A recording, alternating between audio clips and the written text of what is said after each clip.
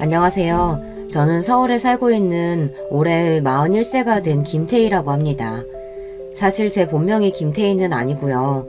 제가 이름만 들어도 알만한 대기업에 재직 중이고 워낙 사적인 이야기를 할 예정이라서 누가 알아볼까 가명을 쓰려고 하니 이해해 주세요.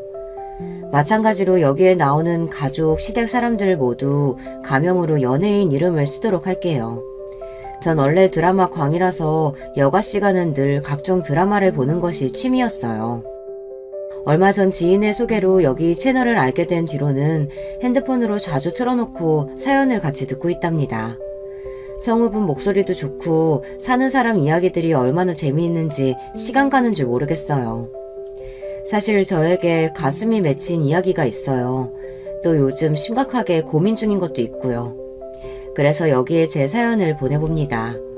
제 이야기를 들어보시고 살아오신 경험이나 조언, 쓴소리라도 좋으니 많은 말씀을 댓글로 남겨주세요. 저는 주변에서 흔히 볼 수 있는 평범한 5인 가족의 막내로 태어났습니다. 저에게는 5살 많은 오빠와 2살 위인 언니가 있어서 어릴 때부터 북적북적이며 자라왔어요. 어릴 때 우리는 많이도 싸웠죠. 같이 놀다가도 싸우고 특히 같은 방 쓰는 언니랑은 하루가 멀다 하고 싸웠어요. 사실 지금 생각하면 왜 그렇게 싸웠는지 그 이유도 기억이 안 날 만큼 매일 투닥투닥였죠. 오빠는 5살이나 위였기 때문에 저에게는 아빠 다음으로 무섭고 카리스마 있는 사람이기도 했어요.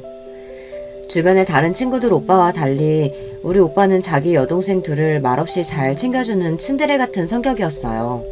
제가 초등학교에 다닐 때 오빠는 중학생, 심지어 고등학생이었기 때문에 자주 놀아주지는 않았지만 저랑 언니 생일날 선물도 주고 어린이날에는 맛있는 과자나 아이스크림도 챙겨주는 다정한 오빠였죠.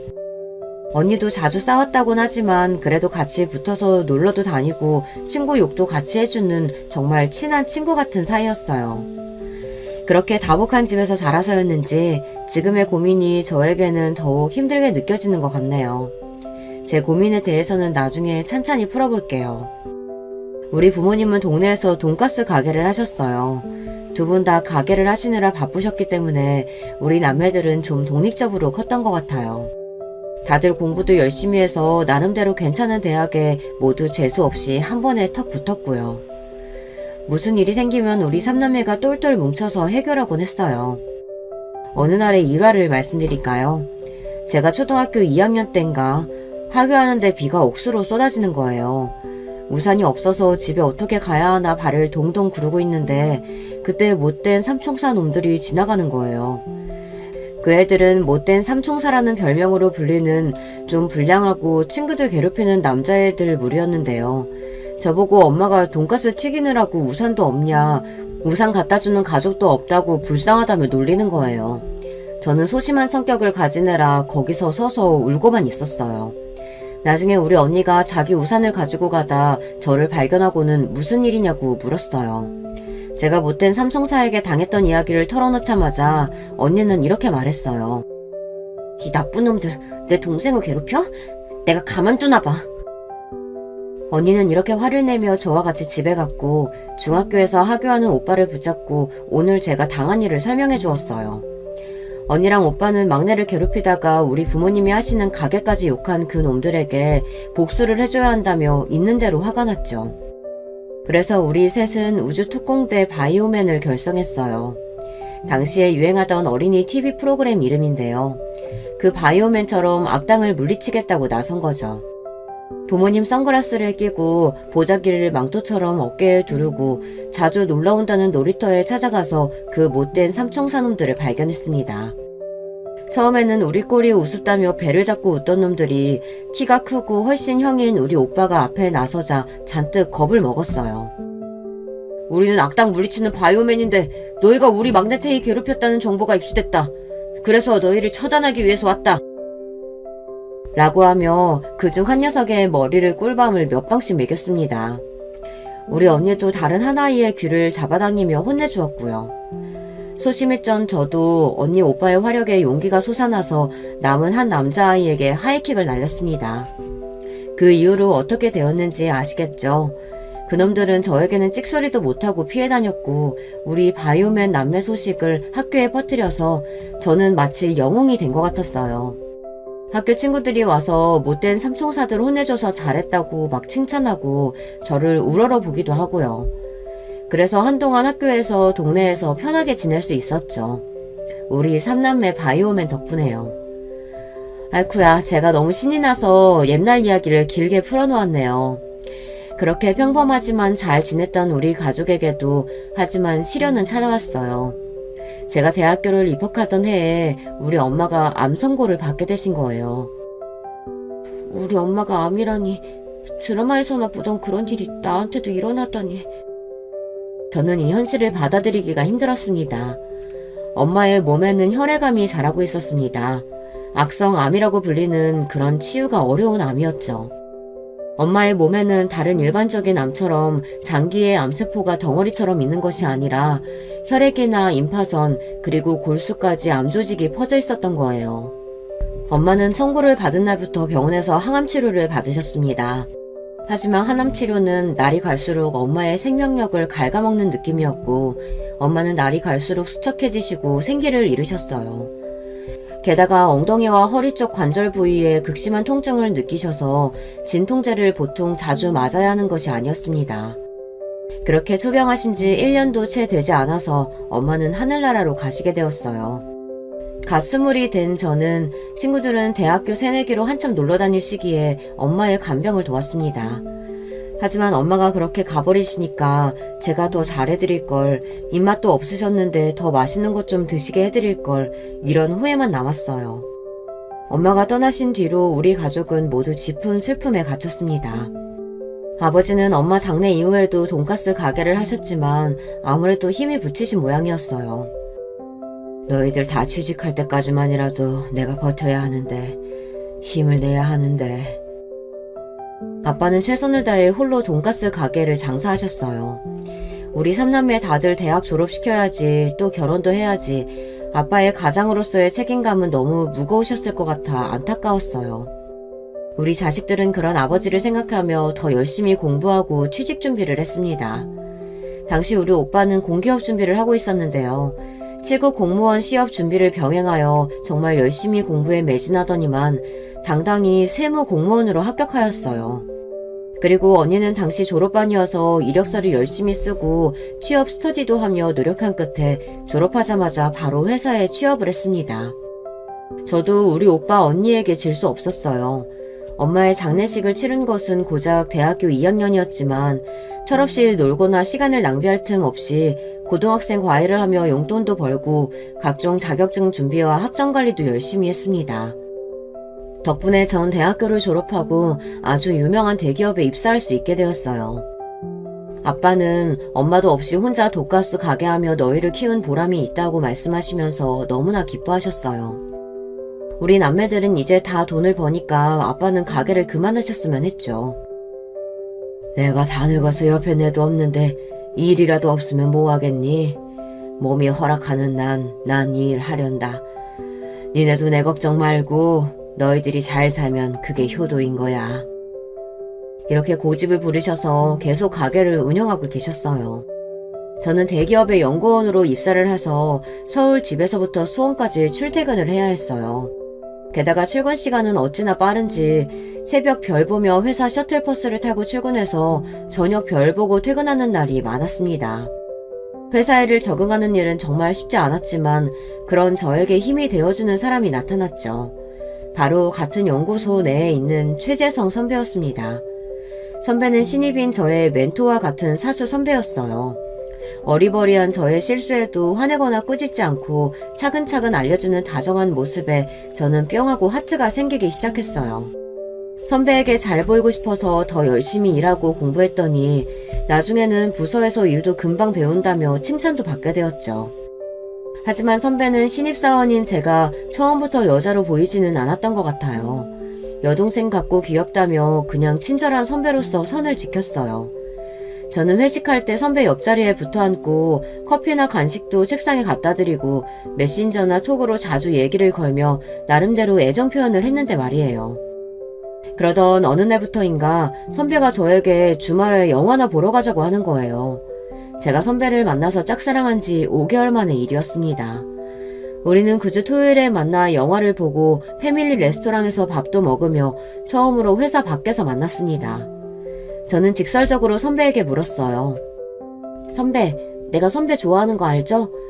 그런데 왜 이제야 데이트 신청한 거예요? 처음에는 그냥 귀여운 동생 같고 신입 같았는데 어느 날 너가 달라 보이더라. 응? 어느 날인데요?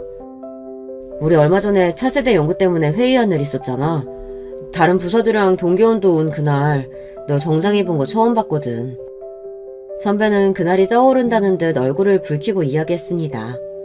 그때 뒷모습 보고 내가 반한 여자가 있었는데 그게 알고 보니 너더라고. 깜짝 놀랐어. 허리 골반 라인이 예술이던데?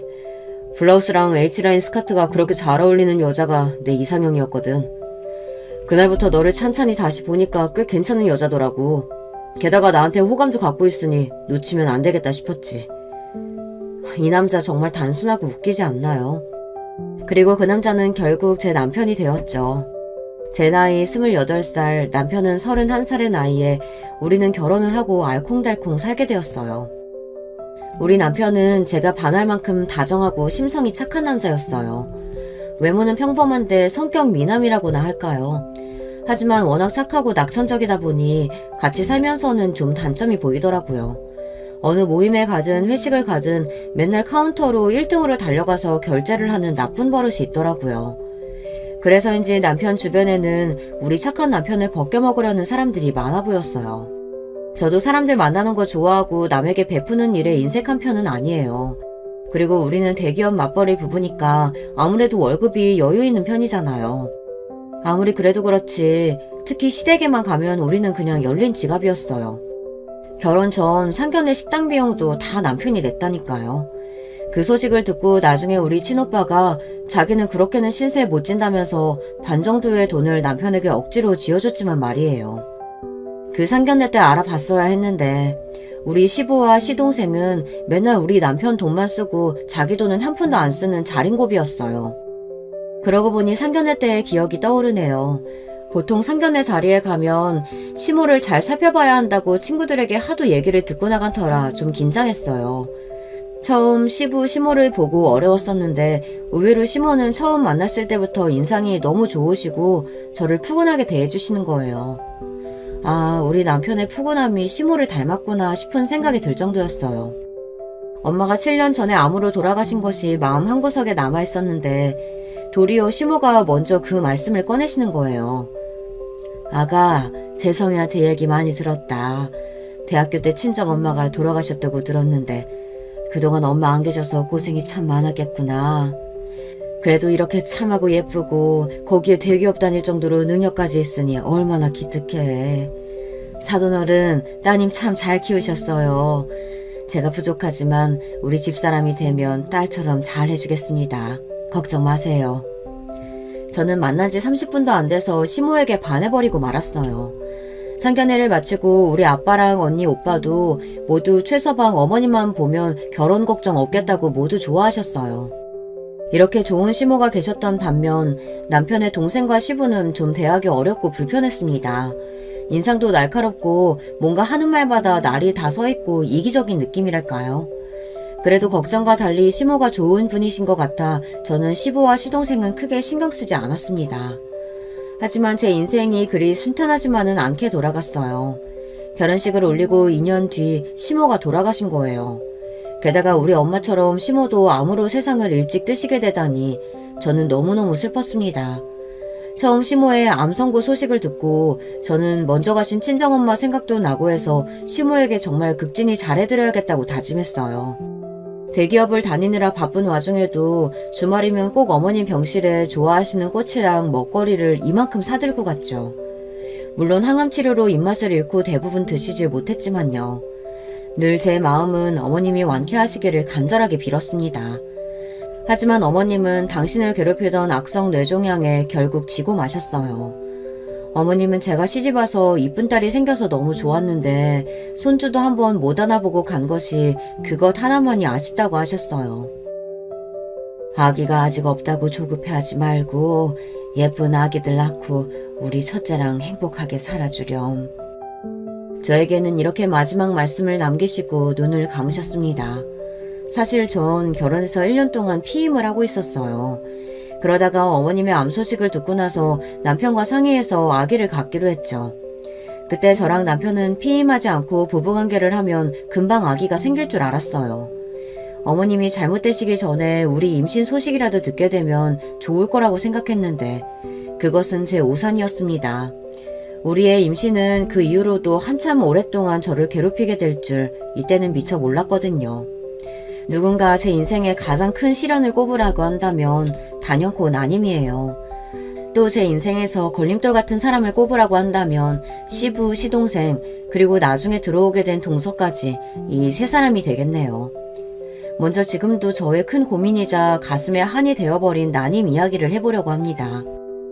시모의 암투병기부터 우리 부부는 임신을 시도했지만 왜인지 잘 되지를 않았어요. 자연스럽게 지내다 보면 저절로 생기겠지라고 생각할 수 없었던 이유는 주변의 이야기 때문이었습니다. 우리처럼 30대에 들어선 신혼부부들 중 30% 정도가 난임으로 고민하고 있다고 하더군요.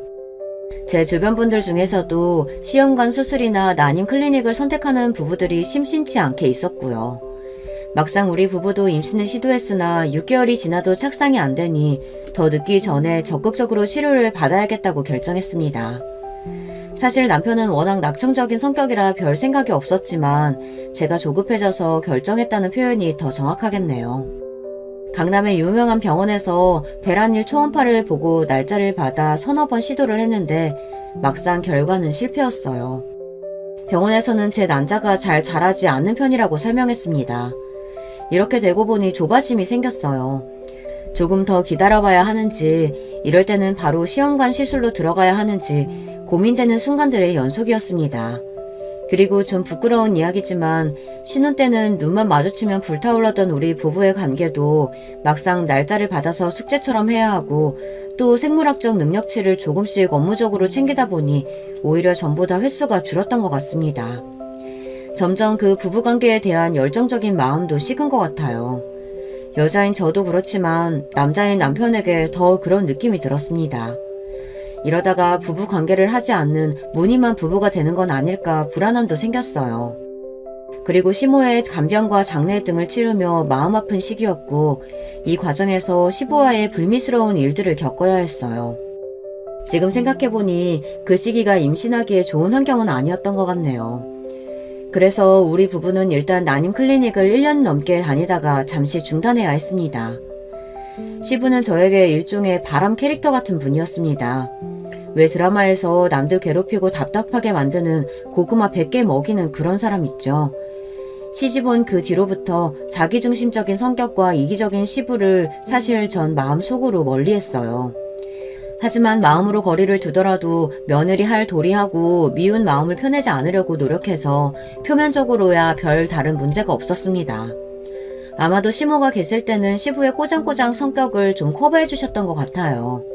하지만 시모가 아프셔서 병간호를 해야 할 사람이 필요한데 가장 적극적으로 나서야 할 남편이라는 사람은 병원에 있으면 자기도 아파서 곧 죽을 것 같은 기분이라는 핑계로 간병인에게 맡기고 자신은 모임이며 취미생활로 이전처럼 살았습니다. 정말 이기적이지 않나요? 이런 모습을 보니 솔직히 시부가 우리 아빠와는 너무 다른 인간이라는 걸 깨닫고 존중하고 싶은 마음이 싹 사라지더라고요. 그리고 더 저와 사이가 틀어지게 된 것은 시모가 돌아가신 뒤였어요. 시모가 해주시던 집밥부터 청소, 세탁, 그리고 자신의 심부름까지 회사를 다니느라 바쁜 제가 해주기를 원하는 겁니다. 본인 돈도 있고 상황이 이렇게 되면 아무리 연세가 드신 남자라고 해도 그렇지 어느 정도 본인 앞가림은 하려고 노력해야 하잖아요. 이미 오래전부터 혼자가 되신 우리 친정아빠는 자식들에게 맡기기 싫다고 엄마가 가신 뒤로는 생전 안 해본 빨래며 집안일도 혼자서 해오신 분이에요. 그런데 시부가 주말에 밀린 시댁 집안일을 시키셔서 가보니 글쎄 자기 팬티까지 아무렇게나 던져놓고 있는 거예요. 며느리가 시부의 팬티까지 빨아준다는 게 너무 어이없지 않나요? 정말이지 정이 딱 떨어지는 순간이었어요. 제가 기함한 모습을 본 남편은 시부를 설득했습니다. 아무리 자식이라도 며느리는 다른 집안에서 자란 사람이에요. 어떻게 아버지 빨래나 청소를 엄마처럼 해드릴 수 있겠어요. 게다가 아시죠? 아버지가 맨날 자랑하시는 그 회사 다니는 커리어 우먼입니다. 이런 일은 제가 도우미 아주머니 구해볼 테니까 거기에 맡기시고 돈을 주고 시키시는 게 어떨까요? 저희가 도와드릴 부분은 도와드리겠지만 엄마 계실 때처럼 똑같이는 어려우니 마음 좀 돌려주세요. 애패는 없는 서름도 기막힌데 이제 자식들도 남처럼 구냐? 에휴, 내가 죽어야 니들이 그때서야 통곡하고 반성을 하지. 결국 남편은 자기가 따로 모으는 개인 용돈으로 아버님의 집안일 도우미 분 월급을 드리는 것으로 합의를 보았습니다. 도우미로 시부댁 집안일을 해결했다고 해도 한 달에 2-3번은 찾아뵙고 건강이며 각종 불편함을 해결해 드리고는 있지만 말이에요. 사실 시부는 우리나라 60대 남자치고는 지병 없이 건강하시고 가진 돈도 적지 않습니다. 시부모 2분이서 순댓국 장사를 오래 하셨는데 꽤 장사가 잘 되신 편이었다고 하네요. 2분은 가게를 30년 넘게 하셨지만 시모가 아프시면서부터 운영하기가 어려워서 결국 가게를 다른 사람에게 넘기고 정리했어요. 그래서 살고 계신 아파트는 대출 하나 없는 자가이고 순댓국집 상가도 갖고 계시고 은행에 넣어둔 현금만도 10억은 될 거라고 얼핏 들었거든요. 그럼 본인이 혼자 살면서 얼마나 넉넉한 경제 상황인가요?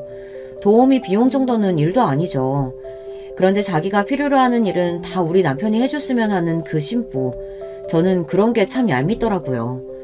우리 부부는 대기업 맞벌이라고는 하나 월급쟁이 신세라 전셋집 하나 있을 뿐이니까요.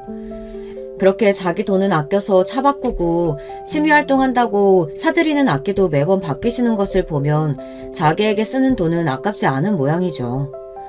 어쨌든 누가 봐도 부러운 은퇴 생활을 즐기고 계세요. 그뿐인가요? 여자친구들도 만나는 모양이에요. 그런데 제가 정말 시부가 싫은 것은 시모가 가신 뒤부터 본격적으로 하시는 잔소리였습니다. 네 시애미는 아들 둘 결혼하자마자 턱 나왔어. 즉 무슨 말이냐 하면 우리 최씨 집안 씨에는 문제 없다 이 말이야. 그런데 너는 왜 아직도 아들을 못 낳느냐 말이다. 요즘 세상이 좀 좋냐? 네 몸에 문제 있으면 얼른 치료든 뭐든 하란 말이야. 이렇게 아들 손주 못 낳는다고 타박을 하는 거 있죠. 아니 자기 아들 씨는 자기 씨부터 문제라고는 생각도 안 하는 것 같아요. 아버님 저희 난임 클리닉 다니고 있잖아요. 노력하고 있는데도 안 돼서 저희도 속상해요.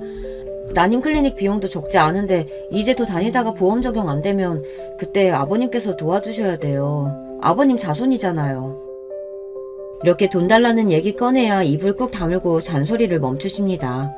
돈 주기는 그렇게 아까운가 봐요. 아무리 자식이어도 말이죠. 이렇게 저를 괴롭히는 시부에 이은 2번째 인물이 있습니다. 바로 시동생 최태성이에요. 저보다 1살 어린 시동생인데 남편과는 성격이 영 딴판이에요. 어릴 때부터 하라는 공부는 안 하고 밖에서 사고치고 다니는 문제아였던 모양이에요.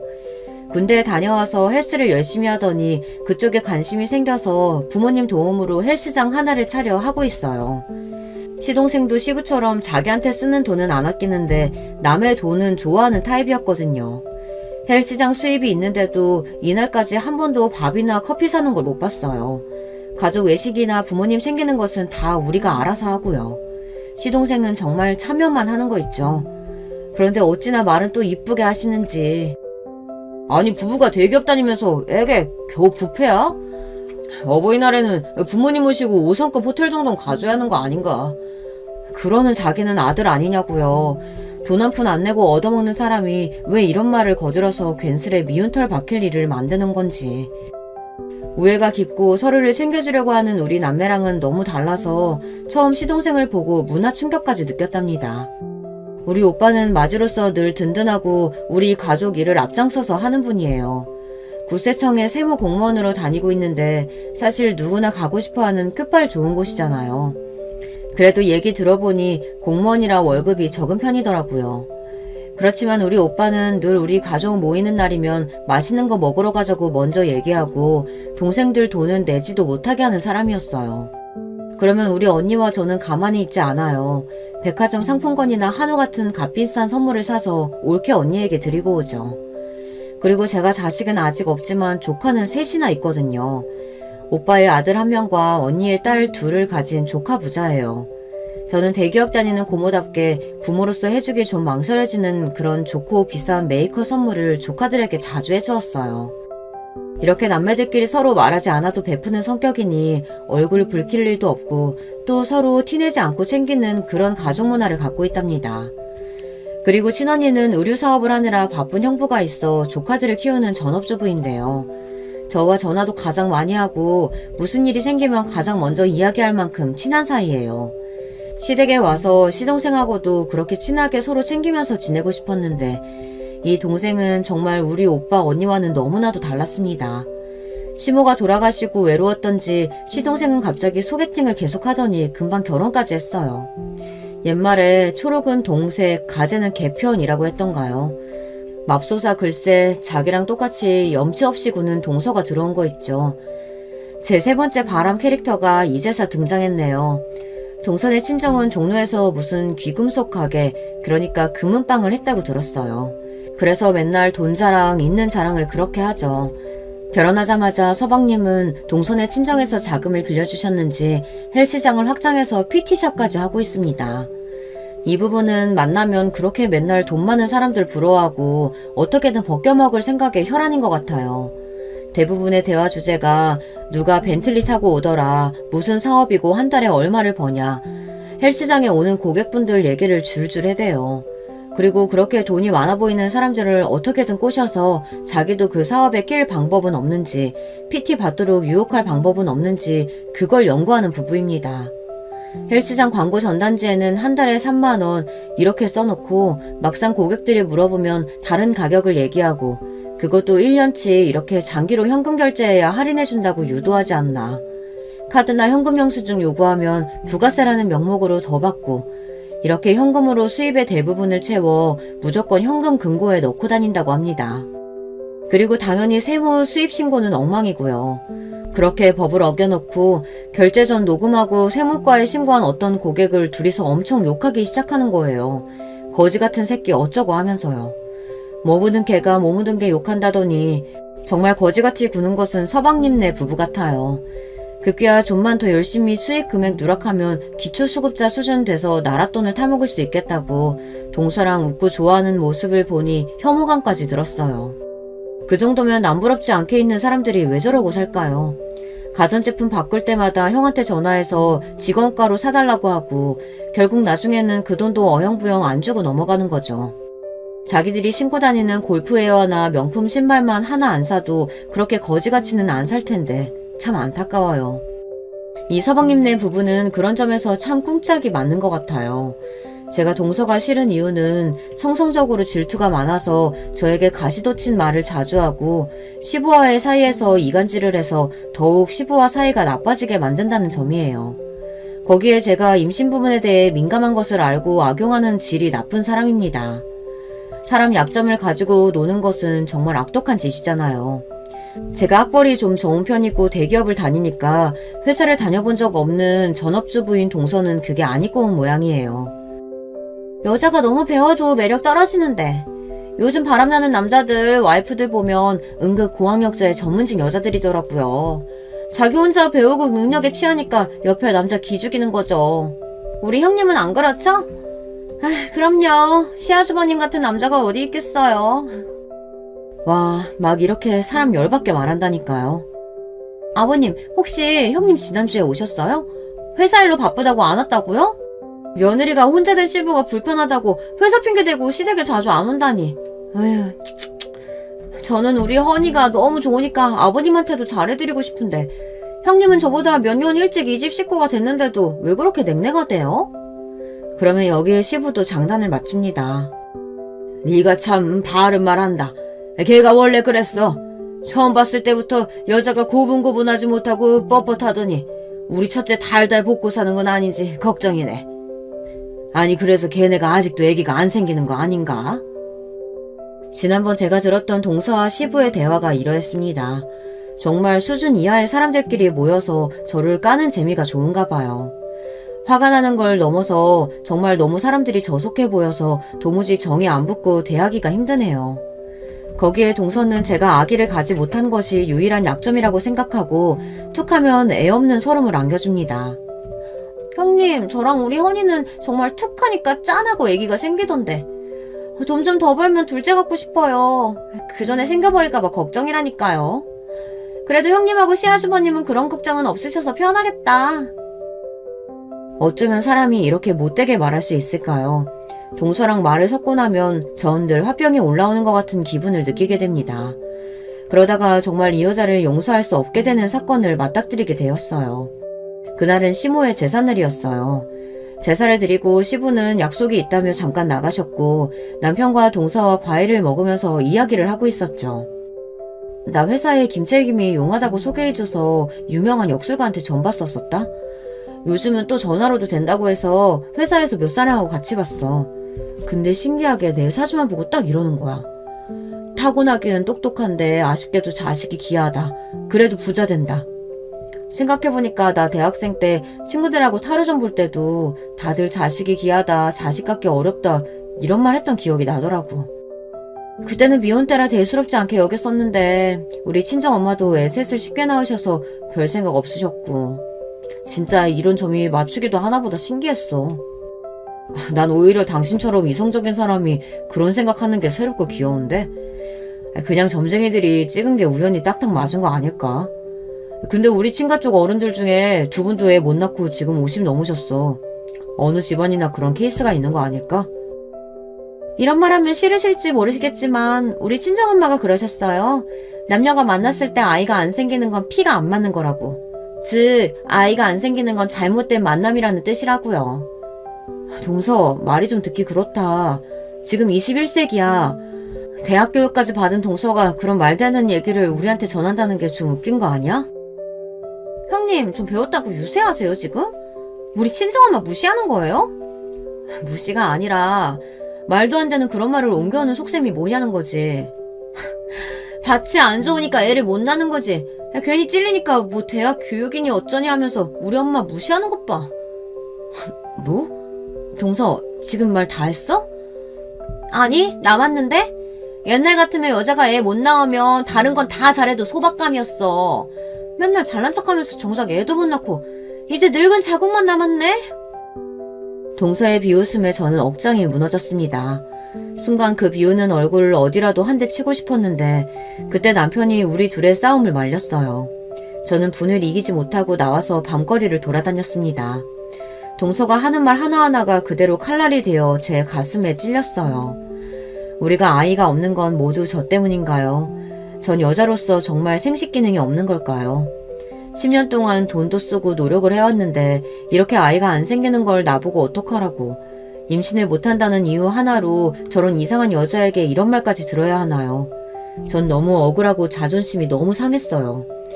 난임 클리닉을 다니다가 남편과 잠깐 그만두고 나서 동서가 결혼해서 바로 딸을 낳는 것을 보고 전 더 마음이 급해진 나머지 바로 시험관 시술을 시작했어요. 보통 난임병원에서 몇 년 더 시도하다가 시험관으로 간다고 하지만 저는 바로 간 케이스죠. 제 나이가 35살도 안 되었으니 조금 빠른 감이 있지만 나쁠 것도 없다고 하더군요. 왜냐하면 시험관 시술 전 검사 결과 제 생식기관 중 하나가 선천적 구조 이상이 있을 수 있다고 했어요. 인공수정도 안 되고 시험관으로만 해야 하는 케이스라고. 그래서 7년 넘게 시험관 시술을 했지만 아무 소용이 없었습니다. 이럴 줄 알았다면 결혼한 직후 난자 냉동을 했어야 하나 이런 후회도 되었어요. 이제는 마흔을 바라보는 나이가 되었으니 말이에요. 전 친언니에게 한참을 울며 전화로 오늘 일을 이야기했어요.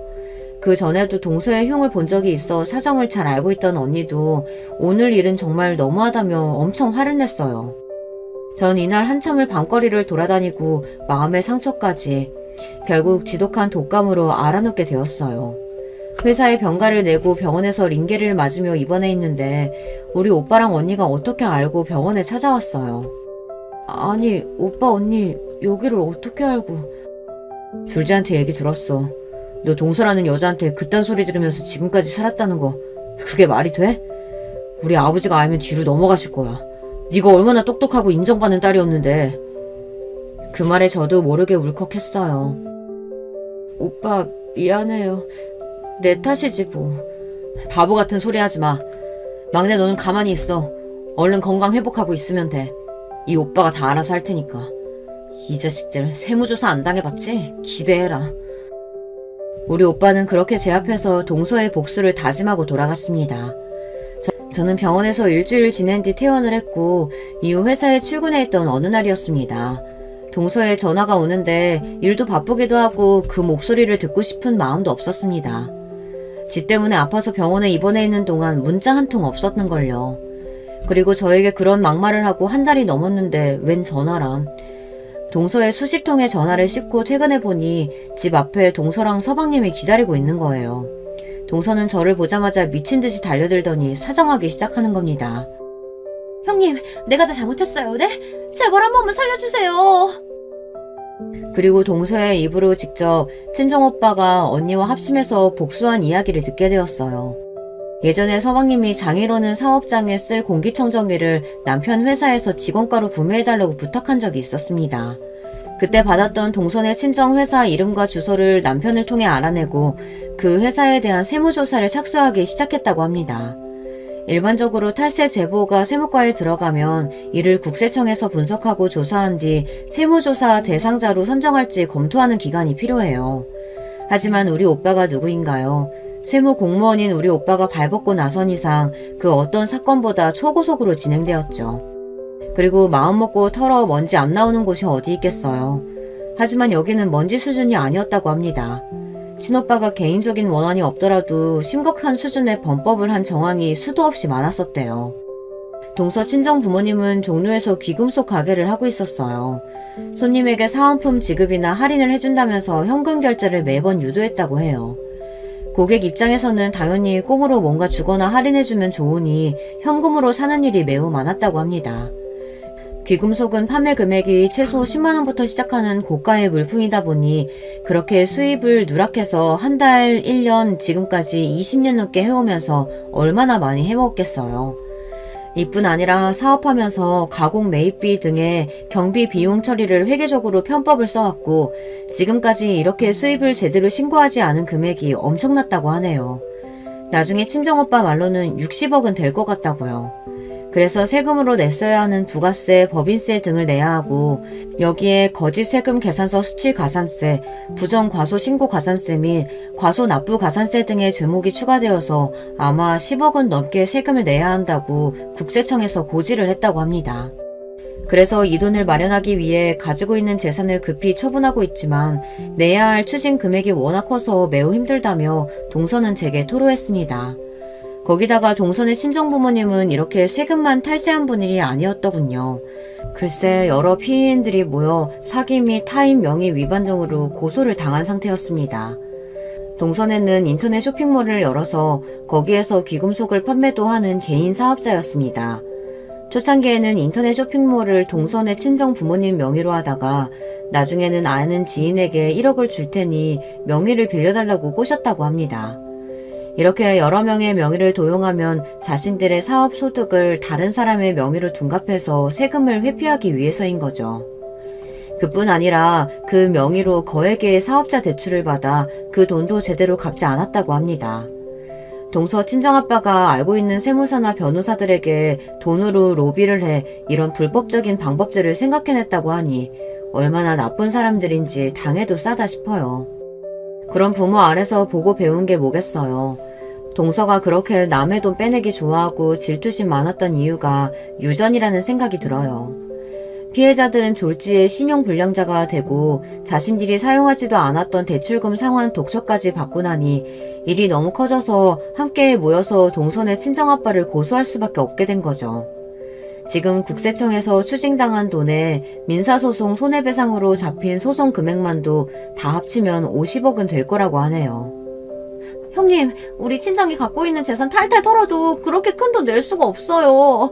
지금 부모님이 살고 있는 집이며 모든 재산에도 가압류가 잡혀있어서 정말 피가 마른다고요. 제발 친정오빠한테 이제 그만 막아달라고 말씀 좀 해주세요. 제가 앞으로 형님이 하라는 거 뭐든지 다 할게요. 시부도 제가 모실게요. 네? 그러니까 이번 한 번만 살려주세요. 정말 우리 집 다 망할 것 같아요. 동서는 얼마나 절박한지 제 다리까지 잡으며 사정을 했습니다. 맞아요, 형수. 당장 그만둬요. 같은 가족끼리 이러는 건 너무하지 않아요? 서방님이랑 동서는 같은 가족인데 왜 저한테 비수꼬는 말을 해온 거죠? 아, 서방님네가 하는 헬스 PT샵도 문제가 많다죠. 피트 선생님들 경력 위주에서 홍보해놓고 최저 시급에 가깝게 돈 주고 그마저도 급여 떼어먹어서 노동청 신고가 엄청나다면서요. 그리고 동서는 못지않게 고객들한테 현금 거래로 꼬셔서 탈세한 금액이 과연 얼마나 될까요? 동서 말만 듣고 일 막으면 서방님네 가게도 무사하지 못할 거예요. 따끔하게 한마디 하니 서방님은 얼굴이 사색이 돼서는 그대로 내빼버렸습니다. 아니, 이제 우리 헬스장까지 건들겠다는 거예요? 남의 눈에 눈물 나게 했으면 자신들은 피눈물 날 수 있다는 걸 알아야지. 동선의 부모님 사정은 너무 딱하지만 없는 일로 그렇게 당하는 것도 아니잖아. 따지고 보면 사업하면서 동선의 친정이 온갖 범죄 다 저지른 대가를 치르는 거야. 나랑 우리 친정 욕보여서 복수당한다고만 생각하지 말고 동선애가 정직하게 사업하지 않은 벌이라고 생각하는 건 어때? 뭐? 그래서 우리 집 망하는 꼴 기어이 보겠다는 거야? 아주 독한 년이네. 우리도 비싸고 능력 있는 변호사 써서 그 피해자들이라는 것들 고소할 거야. 지들이 돈 1억씩 받아놓고선 어디서 피해자 행세야. 그리고 지 동생 때문에 복수한 당신 오빠랑 국세청도 고소할 거야. 나랑 우리 아빠가 가만히 당하고 있을 줄 알아? 방금 전까지 순한 양이 되어 제게 뭐든 다 하겠다던 동서는 순간 하이에나같이 돌변했습니다. 저 모습이 동서의 진짜 모습이죠. 울고 빌던 모습은 가짜로 연기한 것이지 진짜 반성한 것은 아니었던 거예요. 저에게 여러 독서를 내뱉고 동서는 가버렸습니다. 제 복수 때문에 무슨 일을 당한 것은 아닌지 걱정된 나머지 친정오빠에게 전화를 걸었습니다. 하지만 우리 오빠는 모든 탈세자들은 저렇게 버티고 욕하며 오히려 자기들이 죄 없다고 더 나대는 법이라며 걱정 말고 기다리면 그들이 어떻게 끝나는지 보여주겠다고 저를 안심시켜 주었습니다. 부당한 탈세에 해당돼서 추징당하는 세금만 문제가 아니라고 합니다. 그들은 조세범 처벌법에 따라 탈세액의 2배에 해당되는 벌금이나 아니면 3년 이하의 징역으로 형사처벌을 받게 될 거라고 했습니다. 나중에 동선의 친정회사는 징역을 면하기 위해서 변호사를 고용하고 자신들이 당한 세무 처분에 대한 행정소송을 국세청에 했습니다. 하지만 소송 끝에 이들은 결국 패소하고 징역 1년의 실형을 선고되었습니다. 결국 동선의 친정은 갖은 나쁜 수를 써서 모은 전 재산을 날리고 신용불량자의 전과자까지 되는 결과를 초래하게 되었어요. 이건 모두 바로 그 동서의 세치혀 때문입니다. 그녀의 질투심으로 자기 친정이 초박살나게 되었으니 이를 어찌할까요? 저도 오빠가 처음 동선의 세무조사를 응징한다고 했을 때 이런 결과까지 나올 줄은 몰랐습니다. 어린 시절 바이오맨의 리더였던 우리 오빠는 일단 마음먹으면 정말 무섭게 끝을 보는 사람이었다는 걸 제가 미처 생각하지 못했었나 봅니다. 이런 일들을 겪으면서 결국 동서와 서방님은 갈라서게 되었어요. 그리고 동서는 아직도 저에게 문자를 하곤 해요. 육두 문자를 섞어서 우리에게 복수하겠다고요. 자기의 잘못도 자기 친정의 잘못에 대해 아직도 반성하지 않고 있는 것 같네요. 그래도 생각해보면 딱한 처지가 되었으니 그런 연락을 답하지 않고 무시하는 것이 제가 할 수 있는 최선의 도리라고 생각합니다. 통쾌한 것은 동선의 뿐이 아니었습니다. 이번 일을 보고 들은 시부는 그날부터 저에게 함부로 대하지 않으십니다. 만만하게 보던 며느리가 대차게 복수하는 걸 보니 조심해야겠다고 생각하신 모양이죠. 서방님은 동서와 이혼한 뒤 혼자 헬스장 가게를 하며 지내고 있어요. 제가 협박한 게 있으니 그 뒤로 직원들 월급을 떼먹거나 탈세하지는 못하겠죠. 저와 마주치더라도 지레 겁을 먹고 별말 없이 싹 자리를 피합니다. 시댁의 바람 캐릭터들이 사라졌으니 이젠 시댁에 가도 마음이 편안하네요. 이게 다 든든한 저의 친정 덕분입니다. 큰 재산이 있거나 빽이 있어서가 아니라 누군가 억울한 일을 당하면 배로 갚아주는 우리 세 남매의 우애 덕분이죠. 이렇게 제 인생에서 저를 괴롭히던 사람들을 걷어낼 수 있었습니다. 하지만 전 아직 아이가 없습니다. 그리고 이 사실은 치유가 되지 못한 채 아직도 제 가슴에 한으로 남아있어요. 세상에 내 핏줄은 꼭 남기고 싶은데 우리 남편도 괜찮다고는 하지만 속으로 왜 안 아쉽고 서운하지 않겠어요. 주변 분들이 하는 얘기가 병원에서 가망이 없다고 선천적으로 아기가 안 생긴다고 했던 여자들이 이사를 하거나 일을 그만두고 스트레스 없이 편하게 지내다 자연 임신이 되기도 한다고 했어요.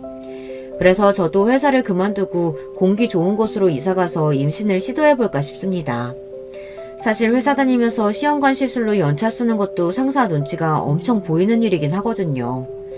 이렇게 해온 것이 비단 1, 2년도 아니고요.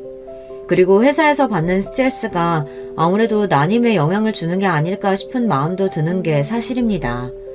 그동안 우리 부부가 돈 허투루 안 쓰고 엄한 주식이나 코인 같은 데 투자하지 않고 적금으로만 모아서 지금 살고 있는 작은 아파트도 자가이고 연금 저축도 많이 적립한 상황입니다. 빚도 없고 현금도 좀 모았으니 남편의 외벌이로도 충분하지 않을까 싶어요. 물론 제가 직장을 그만두는 일에 시부는 엄청 반대하십니다. 제가 맞벌이 할 때 뭐 하나 도와준 것 없던 양반이 그래도 며느리가 대기업 다닌다고 주변에 자랑하고 다니셨던 모양이에요. 남편은 무엇이 되든 제 뜻을 따르겠다고 말해요. 늘 저를 믿어주고 배려해주는 남편이 있어서 못된 시댁 식구 때문에 이혼하지 않고 아직까지 잘 살고 있는 것 같아요. 그리고 남편은 아기가 없어도 우리끼리 잘 살면 되지라고 생각하고 있어요. 여러분이라면 어떻게 하시겠어요? 어렵게 잡은 좋은 직장 이렇게 그만두는 것 괜찮을까요? 남겨주신 댓글 보고 저도 앞으로 어떻게 해야 할지 고민해서 잘 결정해 보겠습니다. 그럼 여기에서 저는 물러나 볼게요. 여러분의 격려와 조언을 기다리며 안녕히 계세요. 여러분, 두 번째 사연 시작하기 전에 좋아요, 구독 꼭 눌러주실 거죠? 그럼 두 번째 사연 바로 시작합니다. 안녕하세요. 제 일상에 담소 나누는 친구처럼 여기고 있는 사연에 빠지다에 제 얘기를 오늘은 보내보게 돼서 제 나름 지금 아주 뜻깊은 순간입니다. 저는 나이 지긋하게 먹어서 손자, 손녀까지 본 할머니예요. 저는 꼬박 30 나이를 채워서 결혼한 여자이기도 했어요. 그리고 제가 결혼했을 적만 해도 제 친정언니가 저에게 이런 소리를 했던 시절이었죠. 예, 나는 네가 노처녀로 늙어 죽을까봐 걱정했는데 그래도 시집가게 돼서 정말 다행이다. 30씩이나 먹은 여자를 흔쾌히 데려가겠다는 사내가 있는 게 우리 집안을 구한 것 같네. 언니, 전에 우리 집 살던 순이 언니라는 분도 31에 시집 갔었는데 내가 30에 결혼하는 게 뭐 그리 늦다고 호들갑이야? 그리고 나는 내 형제들이 우리 부모님 편찮아지신 걸 두고 이런저런 핑계대면서 다 외면하지만 않았어도 돈 벌어서 부모님 병원비 대느라 바빠지만 않았어도 진작에 시집 갔을 거야. 상황 뻔히 알면서도 왜 이래? 명자 얘가 결혼 앞두고 맹랑하게 별별 소리를 다 하네. 지난 일은 왜 들먹거려? 네 큰 조카가 이미 중학생인데 넌 아직까지 노처녀로 살고 있었으니 내가 걱정돼서 한마디 한 것 좀 가지고. 저는 사남매 중에서 넷째였어요. 결혼을 앞뒀던 저에게 괜한 잔소리를 날렸던 큰언니, 그 바로 밑에 작은언니, 또 그 바로 밑에 오빠가 있었고요. 무려 3명이나 연년생이었던 것이죠. 그리고 막내인 저는 오빠하고 5살 터울로 태어났으니 왜 그 셋만 연속으로 태어났었는지 능히 짐작하시리라고 봅니다. 아들을 낳기 위해서 그랬던 것이었죠. 제 친정 오빠는 그렇기에 형편 부족한 집안에서도 가장 대우를 받고 자랐어요. 부모님이 오빠를 향한 편애가 이어지자 언니들은 서로 뭉쳐서 한 편을 형성했고요. 저만 낙동강 오리알 신세로 자랐습니다. 언니들은 중학교까지만 나왔고 오빠는 고등학교까지 나왔는데요. 이걸 두고도 언니들은 영 불만이었나 봐요. 열심히 돈을 벌기 시작하더니 금세 남자 만나서 시집들을 가버렸고 여자는 결혼하면 출가 외인이라는 인식이 팽배했던 당시의 흐름을 착실히 따랐습니다. 편애받고 자란 오빠는 그럼 행복하게 잘 자랐냐고요? 꼭 그렇지도 않았어요. 가감없이 표현을 해보자면 글쎄요, 어중간한 망난이었다고나 할까요? 군대를 다녀오자마자 웬 젊은 유부녀와 눈이 맞아서 야반도주를 했던 사건은 그 이후로 저희 집안에서 두고두고 회자됐네요. 나중에 제 친정 아버지의 오랜 지인분께서 주선해주신 상대와 어찌저찌 결혼을 했는데요. 언니들하고 똑같은 노선을 타더라고요. 아버지 어머니가 나한테 해준 게 대체 뭐가 있어요? 옳게 베풀어준 게 어디 하나라도 있냐고요. 아프고 힘들다 어쩌고 저쩌고 하면서 나한테 손 벌리지 마세요. 나는 내 가정 하나 건사하기에도 몹시 바빠진 사람이니까요. 명훈이 네가 어떻게 우리한테 이럴 수가 있니?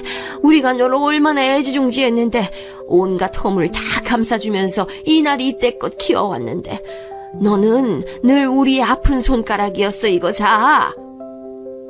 누가 아픈 손가락 삼아달라고 했어요? 어머니가 뭐라고 하시든 저는 이제 개코도 신경 안 씁니다. 제 친정엄마가 충격과 배신감으로 쓰러졌던 모습을 저는 눈앞에서 직접 봤죠. 그러면서 오빠는 금수만도 못한 놈이구나 이런 생각을 했었어요. 저희 친정 부모님이 그 시기에 건강이 나쁘셨어요. 언니들과 오빠는 각자 다른 이유로 부모님을 향해 원망의 화살을 쏘아대며 나몰라라 했고 결국 부모님 곁에 남아 챙겨드린 건 저뿐이었습니다. 혼자서 사회생활과 집안일까지 병행하려니 죽을 맛이었고 한 분이 입원이라도 하시면 병원 생활까지 제가 종종 해야 했으니 이런 판국에 연애가 뭐고 결혼이 뭔가요. 하루하루 살기에도 바빴는데요. 저는 제 남편과 멋지고 운명적인 연애를 통해 결실을 맺은 건 아니었고요. 저도 상대도 서로 결혼하기에 차고 넘치는 나이였고 서로 지지부진한 집안 수준도 비슷했고 그런 연유로 곁다리 지인을 통해 만나 결혼하게 됐습니다. 남편은 애석하게도 썩 그리 좋은 사람은 아니었어요. 결혼 자체가 나긋나긋하지 않았고 약간 다혈질적이었죠. 나이는 저보다 2살 위였고 그때까지 남편이 결혼을 하지 않고 있었던 이유는 저와 비슷했습니다. 가족들을 위해서 사느라 그랬어요. 꼭 저처럼 남편도 사남매 집안이었어요. 저는 막내인 반면 남편은 셋째였는데요. 실질적으로는 장남이었답니다. 형제들 중 첫째인 아주버님께서는 원래 출생 당시부터 한쪽 다리가 좀 불편하셨는데 엎친 데 덮친 격으로 자전거 사고를 당하셔서 눈에 띄게 다리가 더 불편해지셨어요. 통증 때문에 일상에 어려움을 겪으시는 경우도 잦았고요. 그리고 둘째인 시누이는 어렸을 때 먼 친척집으로 가서 거기 일을 하면서 먹고 자고 하며 산 세월이 10년이었다네요. 유년 시절을 따로 보냈던 것이죠. 시집을 가서는 철저히 출가 외인으로 살았고요. 이러니까 남편이 실질적인 장남이었던 거예요.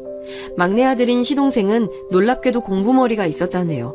그래서 남편은 자기 동생의 학업을 위해서라도 부지런히 일을 해서 돈을 벌어야 했지요. 전 이렇게 생각했어요. 그다지 건강하지 못한 부모, 가게에 도움이 되지 못하는 형제들, 가족을 위해 사느라 정작 나 자신을 위해서 살아보지 못한 것까지 이 남자는 나랑 비슷하네. 공감대를 형성할 수 있을 것 같다는 생각이 든다. 최근 제가 텔레비전을 보는데 예능 프로그램에서 어느 사회자가 그러더라고요. 남자는 아랫도리 때문에 인생 말아먹고 여자는 동정심 때문에 인생을 망친다고 말입니다. 제가 그 말 듣는데 저도 모르게 이야 소리를 내면서 무릎을 탁 쳤네요. 표본을 찾을 것도 없이 당장 제게 해당되는 것 같았으니까요. 자식 셋 낳고 이어갔던 결혼 생활은 결코 녹록지 않았고 남편은 갈수록 독불장군이 되어갔습니다. 뭐야, 집에 술이 없잖아. 이 망할 놈의 집구석 그나마 술이 있어야 봐줄 만한 건데 술이 다 떨어지도록 여태 다들 뭐하고 있었어? 당장 튀어나가서 술 가져와. 어서 가져오라고. 내 말 안 들려? 당신 애들한테 자꾸 왜 그래요? 애들이 무서워하잖아요. 그리고 이제 우리 술 사다 놓을 돈도 없어요. 돈이 없어서 못 사다 놓은 거니까 그렇게 알고 당신도 이제 술 끊어요. 이 여편 내가 무슨 헛소리를 그리 공들여서 하고 있어. 돈이 없다고?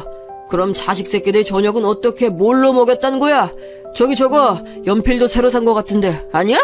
저거 살 돈이 있다는 건 술을 살 돈도 있다는 거지. 이 여편 내가 어줍잖은 헛소리로 나를 현혹시키려고 들어? 오냐, 오늘 너 죽고 나 죽어보자는 거지? 가뜩이나 성정도 부드럽지 않은데 술까지 들어가면 그때는 정말 남편은 괴물이 됐죠.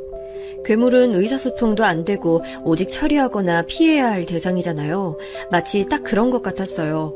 있으면 무서운 존재, 하등 도움이 안 되는 존재였습니다. 결혼 생활 초반부터 그러지는 않았는데 시간이 갈수록 그렇게 됐네요. 원래 타고난 본성이 그런 것이었는지 아니면 사는 게 즐겁지 않아서 그렇게 되어갔던 것인지는 지금까지도 전 모르겠습니다. 애들은 자기 아버지가 워낙 불안정한 모습만 보이니까 심적으로 방황들을 했어요. 특히 제 아들, 장남 말입니다. 저는 아들, 딸 이렇게 셋을 낳았는데요. 아들에게 미안한 점이 너무나도 많았습니다. 결혼하자마자 금방 생겼던 생명이었고 따라서 부모가 될 준비가 완전하게 되지 않은 때에 맞이한 아이였기 때문에 모든 게 서툴렀던 것 같아요. 그리고 아들이 첫 돌을 사흘 앞뒀을 때 시아버지께서 돌아가셨거든요. 그래서 첫돌 기념도 못했습니다. 이게 두고두고 미안하더라고요. 자식 셋 중에 유일한 아들이고 또 첫째잖아요. 그래서 남편은 자식들 중에 아들을 가장 챙겼었는데 이게 꼭 좋은 것만은 아니었습니다. 태석아, 우리 아들! 남자는 말이야, 책임감과 사명감이 있어야 되는 거야, 알아들어? 공부가 안 되면 일을 해야 되고, 일이 안 되면 어디 가서 사비라도 지어야 그게 남자야. 네가 우리 집안 장남이니까 넌 반드시 네 엄마랑 네 동생들 다 먹여 살릴 수 있는 능력을 갖춰야 해. 그거 안 되면 남자도 아니고 장남도 아니야. 그럼 넌 인정 못 받는 거야, 알았지? 네, 아버지. 제가 잘할 수 있는 거 찾아서 반드시 성공하고 돈도 많이 벌고 가족들 먹여 살릴게요. 그래, 바로 그거야. 그게 바로 남자야. 그리고 또 하나, 남자는 원래 여자보다 우세하기 때문에 항상 우쭐거리고 살아도 돼. 아니, 그래야 마땅해. 네 동생들은 너에게 늘 깍듯해야 한단다. 그러기 위해선 네가 위엄이 있어야겠지. 자, 앞으로 행동 멋있게 똑바로, 알았지? 지금 생각해보면 남편 입에서 늘 나왔던 그놈의 알아들었냐는 확인이 아들에게 얼마나 큰 부담으로 작용했을지 입맛이 씁쓸해집니다. 제가 지금까지 인생 살면서 느낀 사실 중 하나가 사람은 저마다 각기 타고나는 본질이 있다는 거예요. 이건 환경이나 습관으로 바꿀 수 없는 태어날 때부터 새겨져 있는 것이더군요. 제 아들은 타고나기를 남편이 종용해댔던 남자의 도리에 그 본질이 걸맞지 않았어요. 하지만 남편은 자기가 그렇게 살아왔다는 이유 하나만으로 장남에게 자신의 그릇을 물려주고자 했죠. 자기 성에 차지 않으면 아들을 혼냈고 벌레 보듯 쳐다봤으며 걸핏하면 나약한 자식이라고 다 들리게 혼잣말을 해대서 아들을 주눅들게 만들었죠. 그래서 아들은 저에게 제가 지켜주지 못하고 미리 알아봐주지 못해서 이루 말할 수 없이 미안한 아픈 손가락이 되어갔습니다. 제 친정 오빠를 두고 아픈 손가락이라고 했을 때의 부모님을 정말 이해하기 어려웠는데 제가 부모가 되어 보니 어느 정도 이해가 되더군요. 남편의 기에 억눌려서 살았던 아들은 조용하다 못해 고요한 학창시절을 보냈다가 갑자기 성인이 되고 나서부터는 자기 아버지에게 대들기 시작했어요. 왜 저에게 늘 나약하다고 하세요? 그러는 아버지는 얼마나 잘나셨길래 저에게 항상 기대에 못 미치는 실망스러운 자식이라는 식으로 말씀하시냐고요. 저를 보시는 눈빛부터가 아버지는 저를 사랑하는 자식으로 보고 계시지가 않아요. 저 그거 다 느껴요. 이게 또 나약한 소리를 하고 자빠졌구나. 네가 마음에 들게 하는 구석이 있어야 내가 널 사랑하는 자식으로 보든지 말든지 할 텐데 사내 놈이라는 것이 냉철하지가 못하고 근성도 뒤떨어져서 너는 영 아니야. 너는 날 따라오려면 100년은 멀었거늘 어디 감히 나에게 얼마나 잘났냐는 식으로 떠들어대. 잘나신 구석 하나 없는 거 맞잖아요. 그러니까 저한테만 자꾸 부담 주지 마세요. 하나도 안 반갑고 하나도 안 고마우니까. 어느 날은 아예 작정하고 자기 아버지와 설전을 벌이는 아들의 모습에 놀란 제 가슴이 두방망이질 쳤었죠. 그 후로 남편과 아들이 사이가 완전히 틀어졌어요. 제가 워낙 못난 부모라서 딸들에게도 미안한 점이 참 많았습니다. 온통 종잡을 수 없게 제멋대로인 부친과 이러나 저러나 결국은 못난 남편 끼고 사는 답답한 모친과 장남이랍시고 부모의 관심을 크게 받지만 정작 보이는 능력은 없는 오라비까지 딸들 입장에서는 얼마나 분통 터지는 세월이었을까요? 지금에서야 이런 점들을 찬찬히 뜯어보지만 당시엔 이런 시각을 가지지 못했던 것 같아요.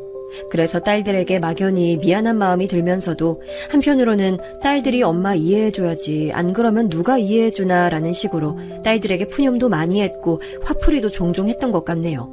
이런 딸들이 고맙게도 다 잘 자라줬어요. 각자 결혼도 잘했고요. 큰딸은 저희 맞사위가 경기도 사람이긴 한데 그 사촌들이 대구에 몇 명 살고 있었어요.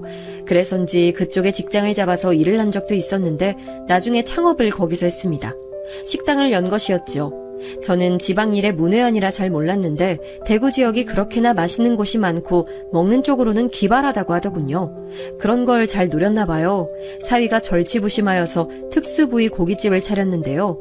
처음엔 듣고서 걱정부터 앞섰죠. 일반 갈비집, 삼겹살집이 아니라 특수부위만을 판매한다고? 좋아하는 사람들이야 있겠지만 그게 널리 인기가 있을진 모르겠네. 꼭 그렇게 특이한 걸 해야 한다는 건지. 엄마, 너무 걱정 마세요. 오히려 일반적으로 널린 가게들보다 경쟁력이 있을지도 모르니까 잘 될지 어떨지는 우선 최선을 다해 장사부터 해보고 걱정해도 늦지 않아요. 큰딸이 비록 남편하고 워낙 대면대면했고 아들하고는 사이가 좋지 않았으나 저 하나만은 어떻게든 챙기고 신경 쓰고자 하는 노력을 많이 보였어요. 제가 그걸 다 느껴왔기에 늘 고마웠습니다. 특수부위 고깃집은 다행히도 잘 됐어요. 아예 생계를 그걸로 잡고 큰딸도 같이 뛰어들었고요. 그러다가 사돈댁이 어쩌다 보니 대구 옆 바로 경산이라는 동네로 내려가시게 됐고 자연스레 큰딸은 자기 시댁 식구들과 어우러져 살게 됐습니다. 괜히 저는 소외되는 기분을 느꼈지만 절대 티는 안 내고요. 공교롭게도 작은 딸은 결혼한 뒤 대구보다 더 먼 지역으로 갔어요. 바로 제주도였습니다. 작은 사위가 제주도 사람이에요. 시집간 그곳에서 작은 딸은 손재주가 좋아서 이것저것 만들어 파는 일을 했어요. 그런 걸 소품 가게라고 한다 하네요. 일주일에 한 번씩 작은 딸은 저에게 전화를 해왔는데요. 늘 저에게만 안부를 묻기에 제가 아버지 근황은 안 궁금하냐고 물으면 작은 딸은 한숨을 쉬었죠. 엄마, 난 아직도 모르겠어요. 이혼이 어려우면 별거라는 선택지도 있는데 그렇게 미련할 만큼 견디며 엄마가 살아오셨어야 했는지. 우리끼리 집에서 도란도란 잘 있다가도 아버지 귀가하시면 분위기가 차가워졌던 나날들이 아직도 나는 너무 선명한걸요?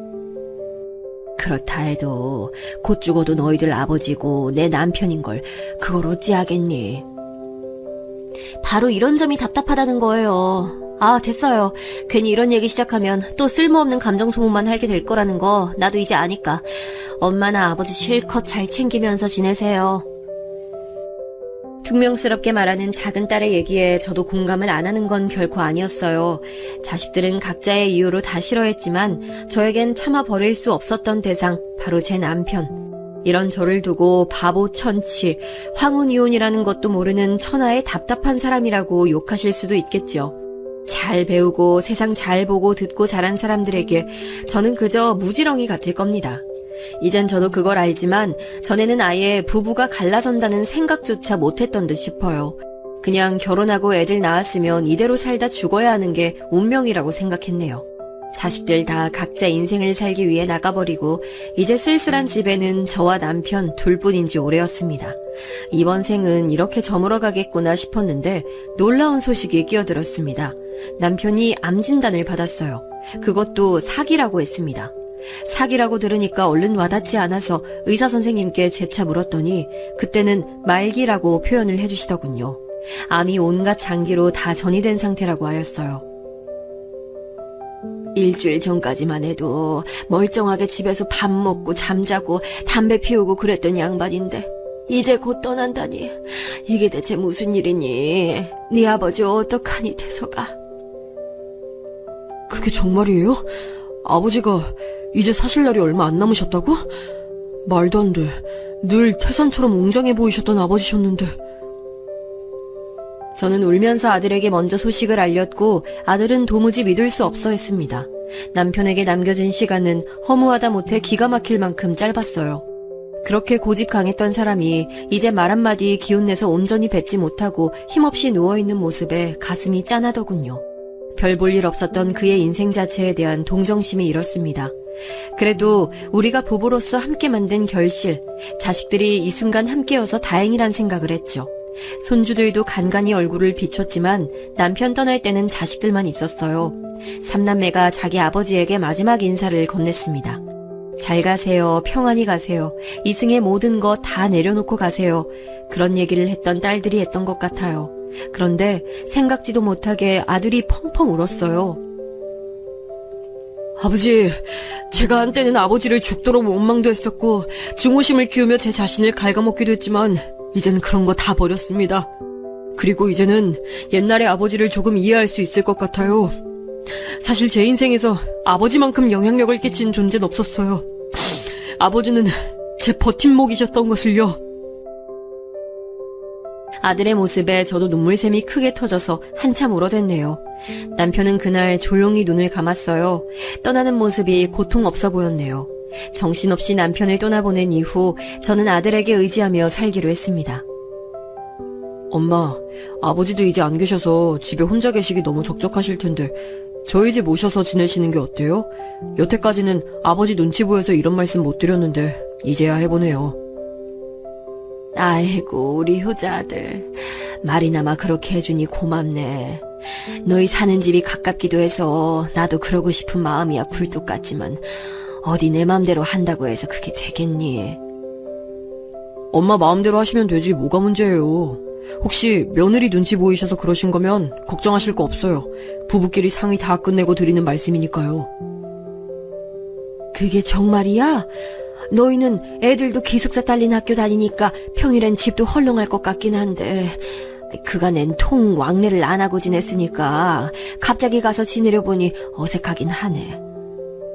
에이, 어떻게 아들 사는 집에 오실 생각을 하면서 어색하다고 여기실 수가 있어요. 엄마, 나 슬슬 섭섭해지려고 해요. 장남이 엄마를 챙겨야지 누가 챙기겠어요. 안 그래요? 일단은 와서 지내보시고 계속 머무르실지 말지는 천천히 결정하세요. 그럼 되잖아요. 아들의 말 맞다나 며느리 눈치가 보이긴 했어요. 제 아들은 당연하게도 결혼을 해서 가정을 꾸린 상태였고요. 본래 저희 부부와 그렇게 멀리 살지 않았음에도 왕래가 현저히 적었던 것은 아들이 자기 아버지와 워낙 사이가 매끄럽지 못했기에 그랬어요. 또 하나 제 며느리가 살갑거나 가정적인 느낌의 인물이 아니었다는 이유도 한몫을 했습니다. 요컨대 아들에게 먼저 시댁 챙기고 싶다고 말을 할 사람은 결코 아니었다는 거죠. 하도 자기 아버지에게 눌려서 자라왔던 아들이었기에 똑부러지게 이빨린 말을 하는 여자보다는 이렇게 좀 자기 위신이나 세워주고 뜻이 잘 통하는 여자와 결혼하고 싶었을 거예요. 아들네로 가서 사는 게 마음이 편하지만은 않았으나 남편을 갑작스레 떠나보내고 기분이 울적했던 건 사실이었기에 저는 짐을 꾸렸습니다. 딸들은 각자 대구, 제주도라는 먼 지역에서 살고 있었으니 제가 왠지 갈 엄두가 안 닿는데 아들 집이라면 근거리였으니 여차하면 택시 타고 집으로 돌아와도 된다는 계산이 있었어요. 어머님, 짐을 달랑 손가방 하나만 싸두셔서 제가 좀 놀랐어요. 이왕이면 짐을 많이 싸셔서 오래오래 머무실 작정이시면 저는 더 반가웠을 것 같거든요. 애민이가 그렇게 생각을 해주다니 놀랍기도 하고 정말 고맙구나. 내가 있는 동안 너희가 나 신경 안 쓰게끔 조용히 잘 지내보마. 그러실 필요 없어요. 여기가 어머님 왕국이고 어머님이 여기 왕이다 이렇게 생각하고 지내셔도 되는걸요?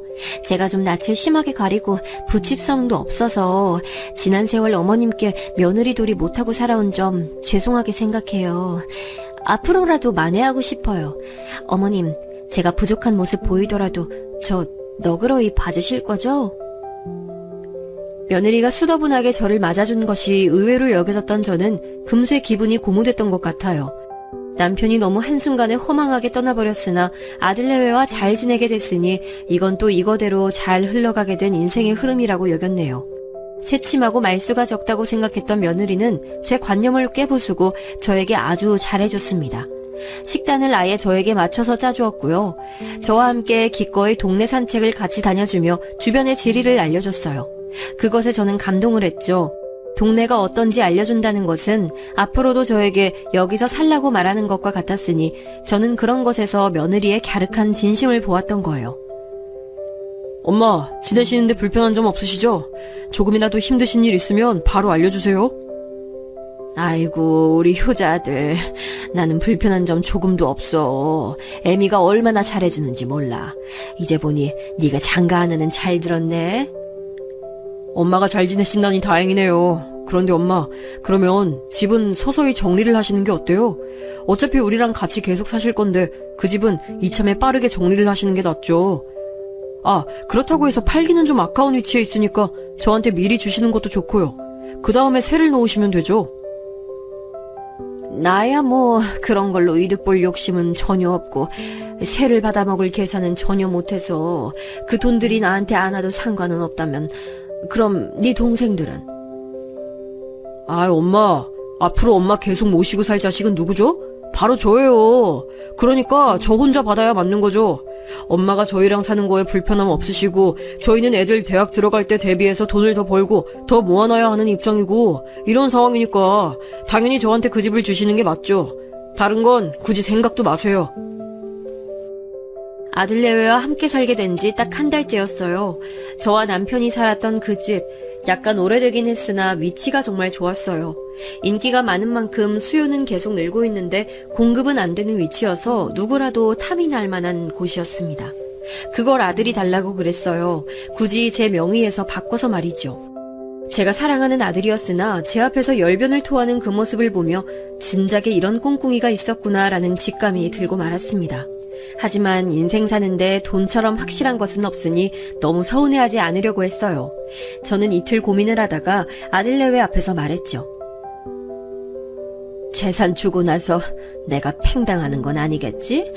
토사구팽 꼬라지를 면하려면 나도 덜컥 너희에게 내 재산을 넘겨줄 수가 없구나. 엄마, 무슨 말씀을 그렇게 하세요? 재산도 얻고 엄마도 모시고 저희는 그냥 일석이조라고 생각해왔을 뿐이에요. 어떻게 엄마한테 불효를 저지르겠어요? 엄마 돌아가시는 날까지 저희가 무조건 모실 거예요. 그게 정말이니? 그렇다면 앞으로도 나에게 계속 효도를 하겠다고 각서까지 확실하게 써줄 수 있겠지? 제 말이 떨어지기가 무섭게 며느리가 벌떡 일어나더니 안방에 가서 뭔가를 가지고 왔어요. 종이와 볼펜 그리고 인주였습니다. 제가 죽는 날까지 모시고 살며 효도하겠다는 내용을 적은 뒤 서명을 하고 지장까지 빠르게 찍더군요.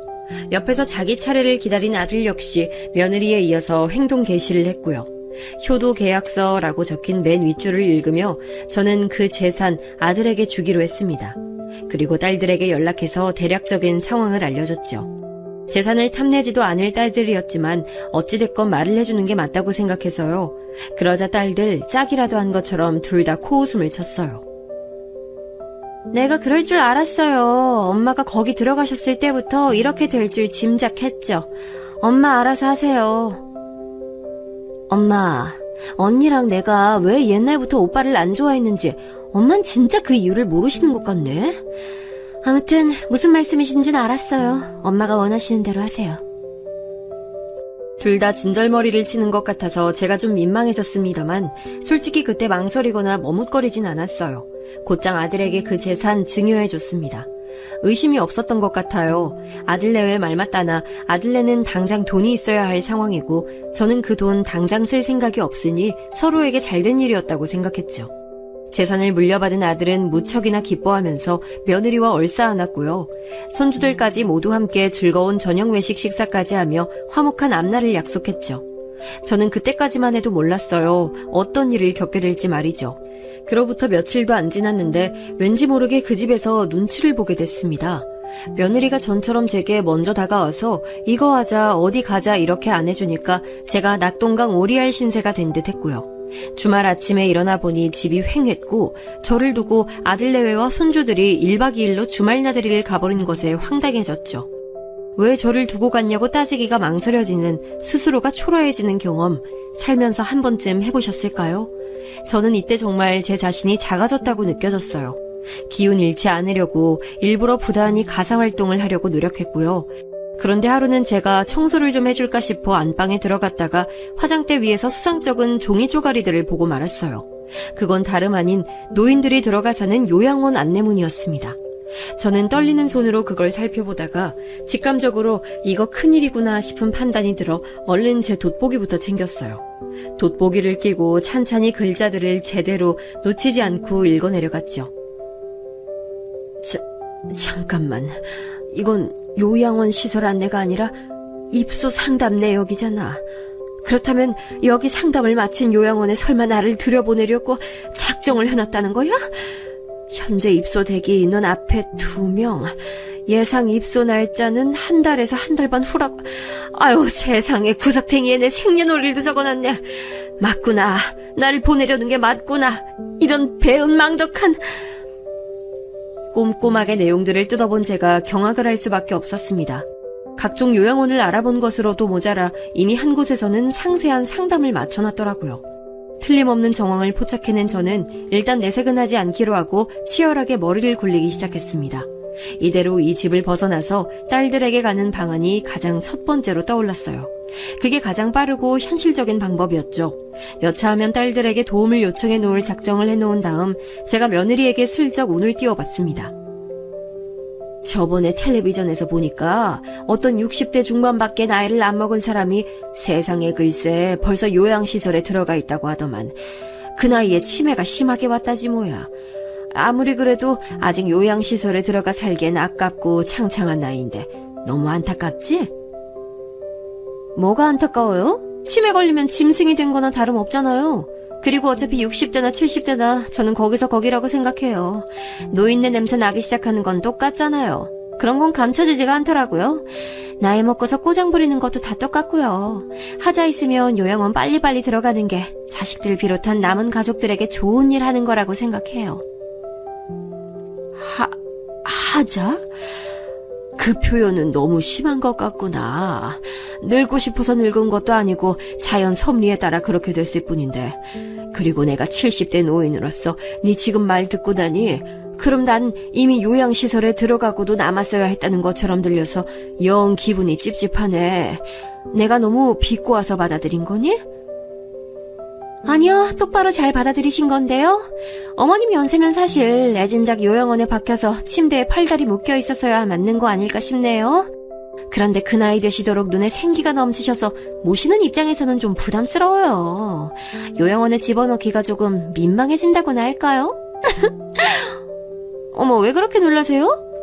에휴, 어머님 저 지금 농담한 거예요. 그냥 해본 소리라고요. 표정 푸세요. 며느리가 갑자기 비굴한 웃음을 지으며 상황을 무마했으나 저는 이미 요양원 상담 내역까지 본 마당이었기에 그 모든 말이 진심으로 들렸습니다. 왜 저의 의견은 일절 물어보지도 않고 멋대로 요양원을 알아본 것인지 이걸 따질 엄두가 안 나더군요. 저를 보던 며느리의 눈빛에서 싸한 기운을 느꼈기 때문이에요. 예전에 아들은 남편이 자기를 볼 때 가끔 벌레 보듯 한다며 분개했었는데 갑자기 제가 그것이 뭔지 알 것 같아지더라고요. 저를 보는 며느리의 눈빛에서 묘하게 벌레 보듯 하는 경멸의 분위기가 나더군요. 그리고 저도 아들이 분개했던 것처럼 똑같이 화가 났습니다. 모멸감이 느껴지더라고요. 그래도 며느리보다는 제 아들의 입을 통하는 게 더 확실할 것 같아서 지푸라기라도 잡는 심정으로 아들을 떠봤어요. 아들, 텔레비전에서 보니까 전라도 여수인가 어디에다가 큰 관광단지를 새로 조성할 예정이라네. 그거 완성되면 우리 아들이 나 데리고 가줄 거지? 내가 지방여행을 워낙 안 다녀봐서 그런지 상상만 해도 설레고 좋더라. 아, 글쎄요. 그런 게 뚝딱 만들어지는 것도 아니고 다 완공될 때쯤이면 엄마가 거동 어려워지신 상태가 아닐까요? 아휴, 너는 왜 벌써 그런 가정부터 하고 그러니? 당장 내년 여름에도 거기 가보면 뭐 하나 그럴싸하게 지어놨을 텐데 내년이면 괜찮지? 내년이요? 엄마한텐 너무 먼데요? 엄마, 마음 많은 이팔 청춘이신 거 알겠는데 이제 나이를 생각하셔야죠. 그 나이엔 원래 골방에 틀어박혀서 하루 내도록 있어야 정상인 거예요. 너 지금 나보고 골방에나 틀어박혀 있으라고 설마 그렇게 말을 하는 거야? 어떻게 그럴 수가 있니? 너도 그렇고 애미도 그렇고 요새 나한테 쌀쌀 맞은 거 내가 모를 줄 아나 본데 나도 다 알고 있어. 아, 재산 이미 물려주셨고 이빨 빠진 호랑이 되셨는데 그렇게 화를 내셔봤자 뭐 어쩌시려고요. 엄마, 그냥 제발 입 닥치고 조용히 계세요. 때 되면 좋은 곳 모셔다 드릴 테니까요. 시끄럽지 않고 아주 평화롭고 좋은 곳일 거예요. 아들이 표정은 부드럽게 꾸몄는데 비틀린 입가를 보니까 저를 한껏 비웃고 있더군요. 순간적으로 다리에 힘이 풀려 그대로 주저앉았습니다. 그 좋은 곳이 요양원이라는 것을 저는 알고 있었으니까요. 아들은 저에게 괜찮냐는 말 한마디 없이 한숨을 쉬며 방으로 들어갔어요. 아들이고 며느리고 간에 이것들이 아주 단단히 작당을 해놓았음을 분명히 깨달을 수 있었네요. 더 이상 지체할 수 없어서 큰딸에게 먼저 연락을 했어요. 너도 내가 이제 살 만큼 다 살았으니까 얌전히 죽음이나 기다려야 마땅하다고 보니? 엄마, 갑자기 전화하셔서 웬 뚱딴지 같은 소리를 해요? 치매가 오셨나 무섭게 왜 이러셔? 100세까지 사셔야지. 내가 그렇게 오래 살아도 되는 거니? 얌전히 아들 며느리가 하라는 대로 요양원에 들어가지 않아도 되는 거야? 뭐라고? 요양원? 오빠랑 세연이 진짜 미친 인간 아니야? 내가 그 두 사람 꼴 보기 싫어서 그 재산까지 욕심 안 부린 것도 있었는데 이런 식으로 뒤통수를 친다고? 이건 말도 안 되지. 큰딸은 당장의 이튿날 맞사위와 저를 데리러 왔고 그 이전에 작은딸이 화가 나서 아들에게 전화를 하고서는 따져 물었죠. 오빠, 우리한테는 엄마 돌아가실 때까지 책임지고 모실 테니까 그 집 포기하라고 그렇게 말을 하더니 어떻게 엄마를 당장에 요양원에 보낼 생각을 했어? 엄마는 이상한 데서 눈치가 빠르시네. 대체 어떻게 알았지? 엄마를 요양원에 보내놓고 시간 좀 지나면 그 비용도 너희한테 청구할 작정이었는데 처음부터 일이 틀어졌네? 아니, 오히려 잘 됐나? 너희가 앞으로 돌아가면서 엄마 모시면 되겠다. 난 받을 거 받았으니까 이제 볼 일 없어. 제가 그 통화 내용을 문 뒤에서 가만히 듣고 있다가 억장이 무너져 내렸습니다. 저는 설마 아들이 이렇게까지 못난 놈일 줄 몰랐기에 처절한 배신감을 느꼈어요. 눈물을 흘리며 아들에게 말했죠. 나 아주 너미에게 그러고 싶든? 내 배로 너 길러서 낳았는데 눈에 넣어도 아프지 않을 자식이었는데 네가 어떻게... 네 아버지 돌아가실 때 보여준 모습을 보고도 내가 너 진짜 효자라고 생각했는데. 아버지 없으면 남은 엄마 살살 굴리는 거야 어렵지 않으니까 그런 계산도 살짝 넣어서 열심히 그때 울어봤죠. 엄마, 나한테 그 재산 넘겨주신 게 아까워서 이러시는 거면 너무 실망이에요. 이미 사실 만큼 사셨으면서 너무 추하게 욕심 부리지 마세요. 전 이제 집사람하고 둘이 꿈에 그리던 퇴사 후 창업이라는 걸 해볼까 합니다. 바빠질 거라서 엄마 돌봐드리기 힘들어서 요양원에 넣으려고 했던 것뿐이니까 너무 그렇게 화만 내지 마시고요. 태연자약한 아들의 모습에서 희한하게 남편이 겹쳐 보이더군요. 못났고 배려 없는 모습, 이기적인 구석이 정말 닮아 있었어요. 저를 데리러 온 큰딸을 볼 낯이 없었습니다. 맞사위에게도 너무 면목 없었고요. 아들과 며느리는 뻔뻔하게도 큰딸과 맞사위 앞에서 말 한마디 하지 않고 딴청을 피우더군요. 대구로 내려가는 길에 차 안에는 한숨소리만이 가득했죠. 큰딸은 머리가 아프다는 듯 내내 인상을 쓰고 있었는데 저는 되려 차차 정신을 다잡게 됐어요. 딸들을 위해서라도 배은망덕한 아들에게 응징을 해주겠노라 결심이 들었거든요. 아들은 제 아픈 손가락이었으나 이제 건들 마음이 생기더라고요. 손가락이 아프면 치료를 하든지 해야지 그걸 그대로 안고 사는 게 바보 같았습니다. 큰딸 내로 작은딸이 황급히 찾아왔고 저는 딸들 앞에서 허심탄회하게 말했어요. 내가 제멋대로인 남편을 참아주고 살기 이전에 책임감 없는 형제들 사이에서 친정 부모님을 홀로 감당하며 살았던 전적이 있지. 그렇기에 친정 부모님은 나에게 얼마 되지도 않는 그 재산이나마 몰아주셨어. 그 당시엔 아무짝에도 쓸모없었던 자그마한 땅 그것뿐이었지만 내가 이번에 알아보니 값이 천정부지로 치솟았더구나. 또 가계부는 아예 쓸 줄 몰랐던 남편 대신 돈 관리를 평생 해온 나는 다른 재산도 만들어놨었지. 지금 보니 그것들이 모두 이 순간을 위해서였던 것 같네. 그 재산들은 모두 너희에게 나눠주마. 그리고 못난 아들 녀석에게는 정신교육이 필요한 것 같네. 제가 꽁꽁 숨겨왔던 재산 이야기를 꺼내자 딸들이 난리가 났지요. 아들에게도 끝내 밝히지 않고 살아왔던 것이니 당연히 딸들도 몰랐습니다. 저는 제가 다 죽을 때가 되면 자연스레 자식들에게 나눠줄 생각이었으나 이제는 상황이 바뀌어 있었어요. 자식만 뒤통수 칠 줄 아는 게 아니라 부모도 뒤통수 칠 줄 안다는 것을 보여줄 때였습니다.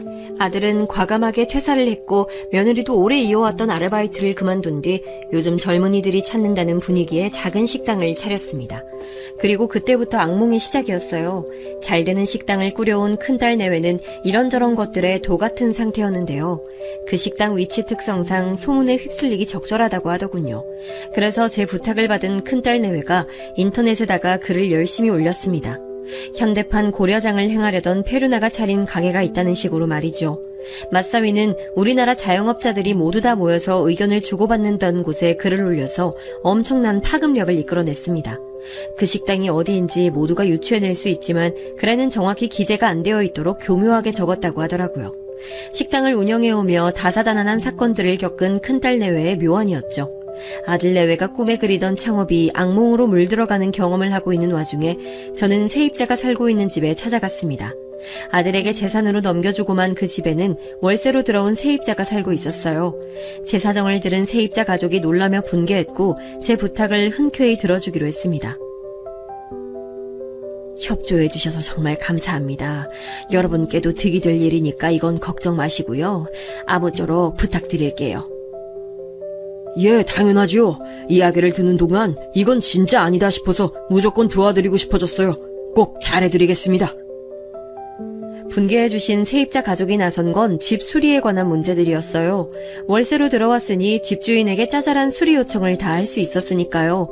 그리고 저는 그 집에 직접 살아왔던 사람이었기에 어느 곳들이 약한지 오래됐는지 조금만 건드려놔도 어디가 고장이 나는지 이런 것들을 꿰고 있었습니다.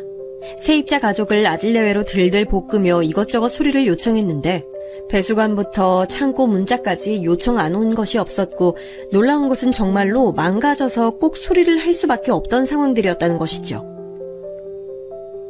이럴 리가 없는데 이게 왜 다 고장이 나 있지? 그런데 수리기사들한테 불러봐서 물어봐도 연식이 됐으면 충분히 다 고장이 날 수 있다고만 대답하고 이렇게 되면 세입자 잘못 아니니까 다 해주는 게 맞는 건데 어쩜 이렇게 모든 게 틀어질 수 있는 거야? 이게 말이 돼? 이 정도면 그냥 어머님께서 쓰레기를 우리한테 처리하신 거 아니야? 위치 좋고 가격 전망 좋으면 뭐해? 집이 쓰레기인데. 여보, 가뜩이나 소문 이상하게 나서 가게에 파리만 날리고 다달이 적자만 쌓여가는데 집 문제까지 엮이니까 나 골치 아파서 못 살겠어. 세입자 가족이 보는 앞에서 아들 내외는 언성을 높이며 싸우기까지 했다고 하더라고요. 둘 다 안색이 안 좋았고 초조했다고 합니다. 하지만 여기서 끝이 아니었죠. 아들 내외는 곧 자식 문제에도 직면하게 됐습니다. 10대 학생들이 주로 하는 인터넷 사이트에서 우리 가족 얘기가 나돌고 있다고? 게다가 현대판 고려장의 손자들이라면서 우리 애들이 거기에 거론이 되고 있다고? 그래 여보, 어떡해? 소문 다 나서 학교 친구들이 놀려댄다고 지금 우리 애들 난리도 아니야. 기숙사에서 못 살겠다고 해서 일단 내일 나오는 걸로 해놨어. 그 기숙사를 얼마나 힘들게 그 경쟁률 뚫고 보내놨는데 그깟 소문 하나 무서워서 나온다고? 이런 나약한 놈들을 봤나?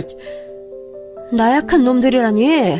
여보, 우리 애들 지금 일주일 만에 몸무게가 3kg씩 빠졌다고 하잖아. 스트레스 받아서 공부도 안 된다고 하는데 나약한 놈들이라니. 여보, 지금 말 다 했어? 자기 아버지에게서 들어왔기에 너무 싫었던 그 말을 자기 자식에게 똑같이 물려주다니 제 아들 참 대단하다고 생각이 들었네요. 며느리가 자기 자식들을 끔찍하게 아끼는 모양이었는지 자꾸 신경이 예민해진 상황에서 아들이 자기 자식들을 나쁘게 건드리자 점차 폭발했나 봐요. 같이 장사를 운영할 수 있을 리가 있나요? 장사는 흐지부지 되더니 곧 가게를 내놓게 됐고요.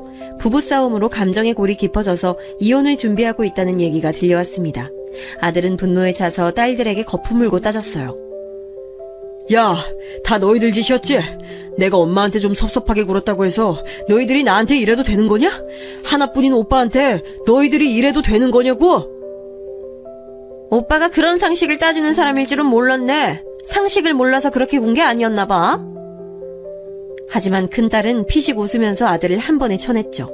자존심이 몹시 상한 아들은 앞으로 잘 먹고 잘 살 거라며 큰소리쳤지만 양육권을 며느리가 가져가게 되면서 살던 집도 이혼 과정에서 아들은 빼앗겼고요. 있던 재산 그 현금들은 장사 말아먹고 세입자에게 수리비로 물어주느라 한 푼도 남아있지 않은 상태였습니다. 며느리 또한 이혼 때문에 자기 친정 식구들하고 엄청 싸워서 사이 다 갈라진 것으로 대략 들었습니다. 이제 오갈 데도 없는데 세입자들 계약 기간은 왜 이렇게 많이 남은 거야? 난 우리 애들한테 인정받는 멋진 아빠로 사는 게 낙이었는데 이제 그게 없어졌다니 한순간에 내가 이렇게 몰락할 수 있는 건가? 눈물로 한탄하던 아들이 저를 찾아온 건 당연한 수순이었을지도 모르겠어요. 아들은 제 앞에서 무릎을 꿇으며 눈물을 흘렸습니다. 힘들어요, 엄마. 그리고 힘든 건 너무 외로워요. 가슴이 허하고 지금 상황에 모든 게 외로워요. 엄마, 제가 잘못했습니다. 이렇게 얼굴 보니까 좋구나. 내가 이젠 제주도로 넘어가서 살 작정이라 아무래도 거기가 섬이니까 앞으로 얼굴 보기 힘들 텐데 오늘 받아서 좋네. 볼일 끝났으면 얼른 가보고 해 떨어졌어.